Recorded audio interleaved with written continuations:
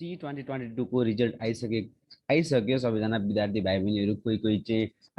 second डेको third डेको result कुरेर बसिरहनु भएको छ पारामेडिकलको आएको छैन भनेर होइन धेरैजना विद्यार्थी भाइ बहिनीहरू चाहिँ आफू पढ्न सुरु गर्नु पर्यो भनेर पढ्ने तर्खरमा पनि लाग्नु भएको छ त्यही अन्तर्गतमा हामीले सी 2022 को लागि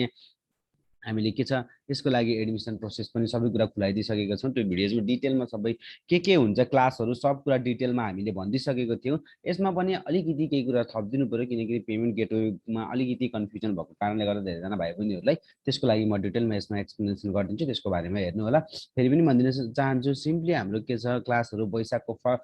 फर्स्ट विकबाट हाम्रो स्टार्ट हुन्छ वैशाख फर्स्टबाट त्यही भएर हामी के छ वैशाख फर्स्ट विकबाट हामी क्लास स्टार्ट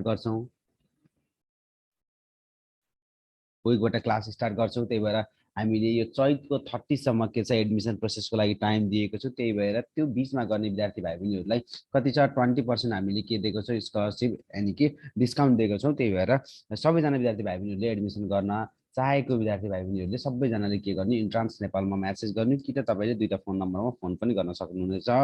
सिम्पली तपाईँले म्यासेज गर्ने भए इन्ट्रान्स नेपालमा तपाईँहरूले म्यासेज गर्नुहोस् फोन गर्नेहरूले म्यासेज गर्ने इन्ट्रान्स नेपालमा गर्नुहोस् इन्ट्रान्स नेपाल पेजमा गर्नु होला सबैजनाले सबै कुरा डिटेलमा बुझ्नको लागि फोन गर्नको लागि यो दुईटा नम्बरहरुमा गर्न सक्नुहुन्छ 693 यानी कि 97471275 यो दुईटा नम्बरमा के गर्नु म्यासेज यानी कि फोन गर्नु होला यदि कसैलाई इमेल गर्नु मन लागेको छ भने मेल पनि गर्न सक्नुहुन्छ इन्ट्रान्स नेपाल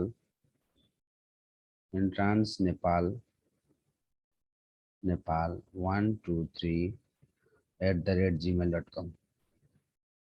gmail.com सबै डिटेलहरु यसमा गर्नु होला अनि धेरैजना भाइ बहिनीहरुलाई के छ डाइरेक्टली अब पेमेन्ट गर्नु पर्यो भने डाइरेक्टली पेमेन्ट गरेर स्क्रिनशट पठाइदिनु होला सिम्पली के छ इसेवाबाट इसेवामा सेन्ड गर्नको लागि नि इसेवा नम्बर मैले यहाँनिर लेखिदिन्छु सिम्पली यो इसेवा नम्बरमा सेन्ड गरिदिनु होला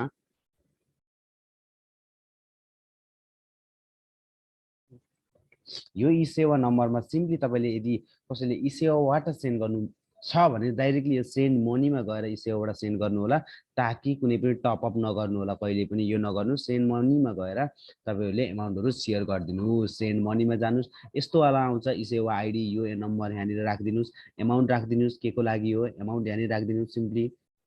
अमाउन्ट राखिदिनुस् यहाँनिर नम्बर राखिदिनुस् मेरो नम्बर इसेवा आइडी यो यहाँनिर राखिदिनुस् यहाँ अमाउन्ट राखिदिनुस् टेस्ट सिरिज लिख्ने हो कि सी फुल लाइभ क्लास लिख्ने हो पर्पज लेखिदिनुस् पर्पज या बिल शेयरिङ के छ तपाईले एजुकेशनल छ भने एजुकेशनल रिमार्क्समा चाहिँ तपाईको नाम लेख्नुस् यदि कसले रामले गरेको छ भने राम तपाईको नाम यसमा चाहिँ के छ योर नेम यानी कि स्टुडेन्ट नेम यसमा हुनु पर्यो स्टुडेन्टको नेम है स्टुडेन्टको नेम हुनु पर्यो थाहा हुँदैन कसले पठाएको भनेर स्टुडेन्टको नेम मस्ट बी हियर स्टुडेन्टको नेम चाहिँ यसमा हुनु पर्यो रिमार्क्समा स्टुडेन्टको नेम लेख्नु होला सबैजनाले यदि अरु भाइ बहिनीहरुले कसैले के छ इसेवाबाट बैंकमा ट्रान्सफर गर्न खोज्नु भएको छ भने इसेवामा कहिले कहिले प्रब्लम भएको बेलामा यदि बैंकमा ट्रान्सफर गर भन्नुभयो भने तपाईहरुले केही गर्नु पर्दैन सेन्ड मनीको ठाउँमा अहिले बैंक ट्रान्सफरमा क्लिक गर्नुस् यस्तो खालको एउटा खुल्छ प्यानल यसमा डेस्टिनेसन बैंक यहीबाट सिलेक्ट गर्नुस् कुन बैंक हो एकाउन्ट नम्बर भइ नै हाल्यो एकाउन्ट नम्बर राख्नुस् एकाउन्ट होल्डर तपाईको नाम राख्नुस् रुपीज राख्नुस् कति हो सिलेक्ट पर्पज राख्नुस् यसमा पनि के छ स्टुडेन्टको नाम लेखिदिनुस् यदि कसैको बाबा मम्मीको ठाउँबाट हाल्नु भएको छ भने यसमा स्टुडेन्टको नेम लेख्नु होला को पढ्नेवाला हो त्यसो गरेर तपाईले अमाउन्टहरु शेयर गर्न सक्नुहुनेछ फेरि पनि भन्छु लास्ट डेट हामीले के छ लास्ट डेट अफ द हामी सिम्पली एडमिसनको के छ 30 चैत्र गएर राखेका छौं त्यो भित्रमा तपाईले के छ एडमिसन गर्नु होला यदि रजिस्टर पनि गर्न सक्नुहुन्छ रजिस्ट्रेसन गर्नको लागि सिम्पली तपाईले 2000 रुपीज चाहिँ दिएर रजिस्ट्रेसन गर्नुहोस् यो रजिस्ट्रेसन फी चाहिँ के छ टोटल फीमा तपाईको के हुन्छ इन्क्लुडेड हुन्छ पछि यसमा गर्दा तपाईले एउटा सिट बुक गरेर राख्ने मात्रै हो अरु फर्दर जानकारीको लागि चाहिँ तपाईले फेरि पनि के गर्न सक्नुहुन्छ यसमा कमेन्ट गर्नु होला हाम्रो टिमहरुले यसलाई हेर्नुहुन्छ थ्यांक यू